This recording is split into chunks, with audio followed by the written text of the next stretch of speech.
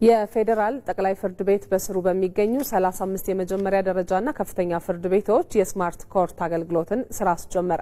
በኢትዮጵያ የዳኝነት ስርዓት ውስጥ ለረጅም ጊዜ የዘለቀውን የወረቀት ስራና የእጅ ማስታወሻ አያያዝ ዳኞችና ባለሙያዎችን ለከፍተኛ ጫና ሲዳርግ ቆይቷል። አሁን ደግሞ ይህንን ይፈታል ተብሎ የተጠበቀ ስርዓት ነው የተዘረጋው። ብርቱካን አስናቃ ተጨማሪ አላት።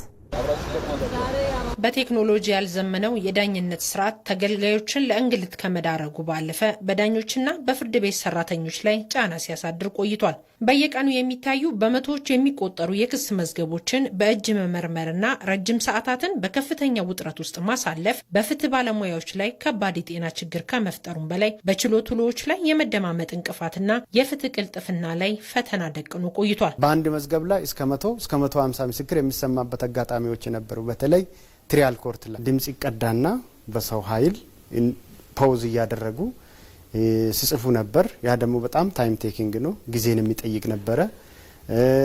በዛ ቦታ ላይ ለሚሰሩ ባለሙያዎችም የጤና ችግር የሚያስከትል ነበረ። ከፍተኛ ጊዜን የሚጠይቅና ዜጎች አጠር ባለ ጊዜ ውስጥ ፍትህን የማግኘት መብታቸውን የሚጋፋ ነበር ማለት ነው። አዲሱ የስማርት ኮርት አሰራር የችሎት ውሎን ገጽታ ሙሉ በሙሉ የሚቀይር ሲሆን ዳኞች ከመጠን በላይ ከሆነ የወረቀትና የጽህፈት ጫና ተላቀው ዋናው ተግባራቸው በሆነው የፍትህ ስራ ላይ ብቻ ትኩረት እንዲያደርጉ ያስችላቸዋል። አሰራሩ ፍርድ ቤቶችንና ተገልጋዮችን ከወጪ የሚታደግም ነው። 35 የሚጠጉ ናቸው። በፌዴራል ከፍተኛ ፍርድ ቤት 16 ኮርት ሩሞችን፣ በፌዴራል መጀመሪያ ደረጃ ፍርድ ቤት 13፣ የተቀሩትን ደግሞ በጠቅላይ ፍርድ ቤት የቪዲዮ ኦዲዮና የተቀረጸውን ድምጽ ደግሞ ወደ ጽሁፍ የሚቀይር ማሽን የተገጠመለት ኮርቶች ስማርት ኮርት ሩም ብለን የምንጠራቸውን መገንባት ወይ ደግሞ ማደራጀት ተችሏል ማለት ነው። የችሎት ክርክሮች በድምጽና በምስል በዲጂታል መንገድ የሚቀረጹ በመሆናቸውና መዝገቦች በዘመናዊ መልኩ ስለሚደራጁ የቀጠሮ አሰጣጥና የውሳኔ አሰጣጥ ሂደቶች በእጅጉ ይፋጠናሉ።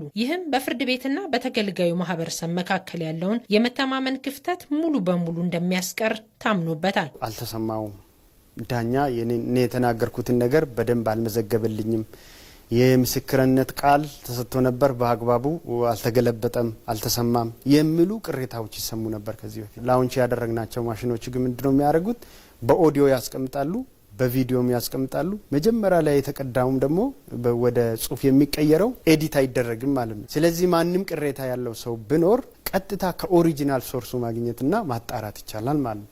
ይሄ ተጠያቂነትም ሁለቱንም ማለት ነው። ምናልባት ዳኛም እንደዛ አድርጎ ከሆነ ለምን እንደዛ እንደተደረገ ማጣራት ይቻላል። ያለግባብ ዳኞች ላይ ክስን የሚያቀርቡ ከሆነ እነዛም እንዲጠየቁ ተጠያቂነት እንዲረጋገጥ ከማድረግ አንጻር ከፍተኛ ጠቀሜታ ያለው ማሽን ነው ማለት ነው። ይህ የቴክኖሎጂ ሽግግር በኢትዮጵያ የፍትህ ስራ አመራርን ወደ ላቀ ደረጃ የሚያሸጋግር ከመሆኑም በላይ ለዳኞች ጤናማና ምቹ የስራ አካባቢን በመፍጠር ረገድ ትልቅ ምዕራፍ መሆኑ ተመላክቷል።